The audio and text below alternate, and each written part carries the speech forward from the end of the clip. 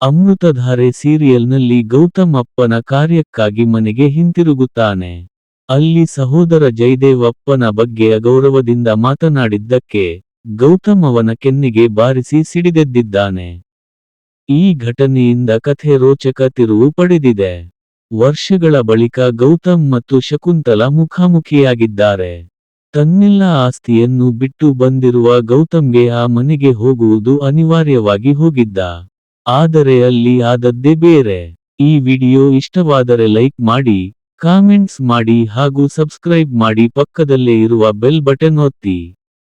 ಅಪ್ಪನ ಕಾರ್ಯ ಇದ್ದುದರಿಂದ ಭೂಮಿಕಾ ಗೌತಮ್ಗೆ ಈ ಬಗ್ಗೆ ನೆನಪಿಸಿದ್ದಾಳೆ. ಅಪ್ಪನ ಕಾರ್ಯವನ್ನು ಮಿಸ್ ಮಾಡಬಾರದು ಎನ್ನುವ ಕಾರಣಕ್ಕೆ ಗೌತಮ್ ಮನಸ್ಸಿಲ್ಲದಿದ್ದರೂ ಅಪ್ಪನಿಗಾಗಿ ಆ ಮನೆಯ ಮೆಟ್ಟಿಲು ಏರಿದ್ದಾನೆ. ಅವನು ಬಂದದ್ದು ನೋಡಿ ಶಕುಂತಲಾಗೂ ಶಾಕ್ ಆಗಿದೆ.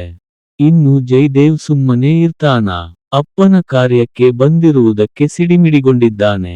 ಗೌತಮ್ಗೆ ಮನೆ ಬಿಟ್ಟು ಹೋಗುವಂತೆ ಹೇಳಿದ್ದಾನೆ.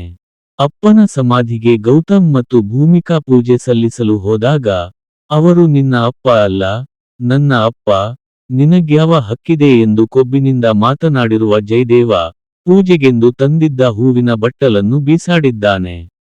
ಅಪ್ಪನ ಬಗ್ಗೆ ಮಾತನಾಡಿದ್ದಕ್ಕೆ ಸಿಟ್ಟು ನೆತ್ತಿಗೇರಿಸಿಕೊಂಡ ಗೌತಮ್ ಚಟಾರ್ ಎಂದು ಗೌತಮ್ನ ಕೆನ್ನೆಗೆ ಬಾರಿಸಿ, ನನ್ನ ಬಗ್ಗೆ ಏನಾದರೂ ಹೇಳು, ಅಪ್ಪನ ಬಗ್ಗೆ ಮಾತನಾಡಿದರೆ ಅಷ್ಟೇ ಎಂದಿದ್ದಾನೆ.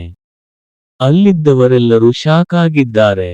ಒಂದು ಏಕೆ ಹೊಡೆದೆ, ಇನ್ನೊಂದಿಷ್ಟು ಕೆನ್ನೆಗೆ ಬಿಡಬೇಕಿತ್ತು ಎಂದು ನೆಟ್ಟಿಗರು ಕಮೆಂಟ್ನಲ್ಲಿ ಹೇಳುತ್ತಿದ್ದಾರೆ.